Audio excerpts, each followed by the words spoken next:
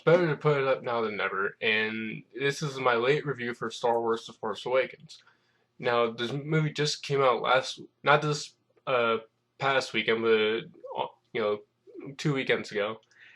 And I mean, to give you guys more insight, I'm not really a Star Wars fan. I appreciate the original trilogy for what it did for cinema, but for my personal taste, they were all right. I just don't care for them. And fuck the prequels. Seriously, fuck the prequels. Now, this being said, I've seen the movie twice now on opening weekend, which was again not this past weekend, but in and if I was to be honest with you, I actually really love this movie. And the reason I love this movie, which is that I never thought in a million years I would use the L word to describe my feelings about a Star Wars movie. But for me, this movie did everything right. Not only was it a very well crafted film, but it had interesting characters. There was an actual depth to them. There was actually good performances beyond Harrison Ford. The villain was actually interesting. I was actually invested in these people, and the set pieces were just astonishingly good.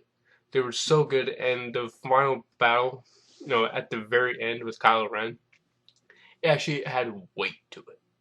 Not as much weight as I would like, but there was actual weight to it. Whereas the other films in the franchise just never had that. Not to mention the original trilogy, the lightsaber battles in those films were boring, and then you know, and then the prequel battles just. Eh. But this movie did everything right. It corrected every problem I've ever had with Star Wars, and I, you know, the, I'm just gonna go off. Before I get into too much of the praise, I want to give let you guys know my what I didn't like about the film. And there's a couple things. While I liked the score, I wish it was I wish it was more memorable. It's not a particularly memorable score, which is disappointing considering the fact that it was scored by John Williams, who did Jurassic Park, the first like one or two Harry Potter movies, Jaws, the and obviously Star Wars. And so there's that.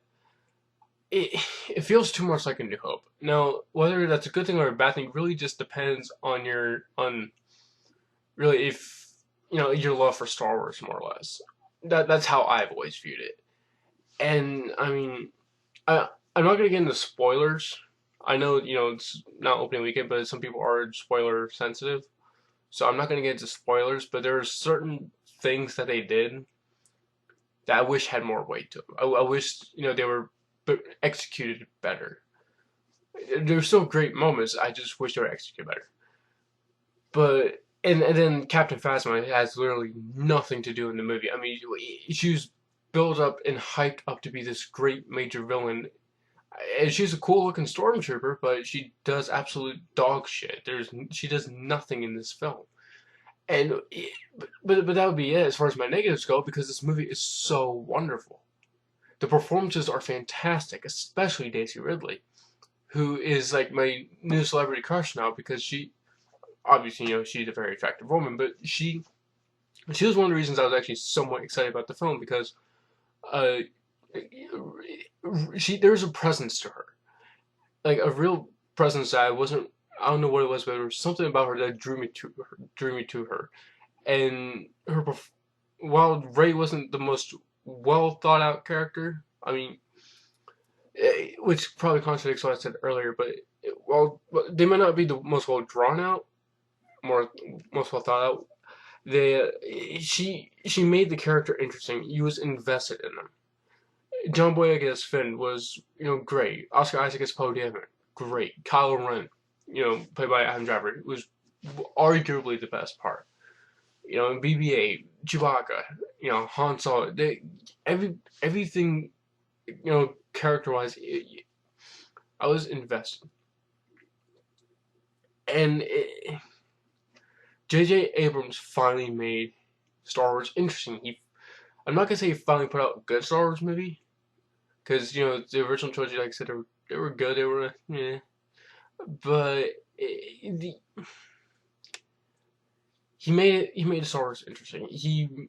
Now I'm excited for Episode 8, which in all honesty I was excited for prior, simply because Ryan Johnson, who directed my all-time favorite science fiction film, Looper, and but and then everything from the way the film ends, it just I can't really go into all my thoughts because again I'm trying to avoid spoilers. But in all honesty, I, I really liked the movie. I not liked it. I loved this movie. I really do loved it. And honestly, it cost me $20. I had to bet against Star Wars, which makes me a very naive moviegoer. But and all in all, I mean, what can I say that hasn't been said? This movie is truly, truly an amazing film. The shots, it was so engaging, and 9 out of 10. I mean, I really, really, really love this movie. It did get slow, a little too slow for me, a couple points, but again, there's very, very few problems I have with this film. It's great. I will also want to let you guys know that before the end of the year, I'm going to try to put out my top 10 best movies of 2015. I'm going to try to see as many as I can in the next few days. And I'll also be putting my most anticipated films of 2016, but I will not be putting out my top 10 worst films of this year simply because I've only seen, well, so far, two bad films this year. That's Fantastic Four and 50 Shades of Grey. But, you know, I hope you guys stick around for those videos and, please go see Star Wars. I mean, everybody's seen it like a dozen times already, but seriously, I love this movie. So, talk to you guys soon.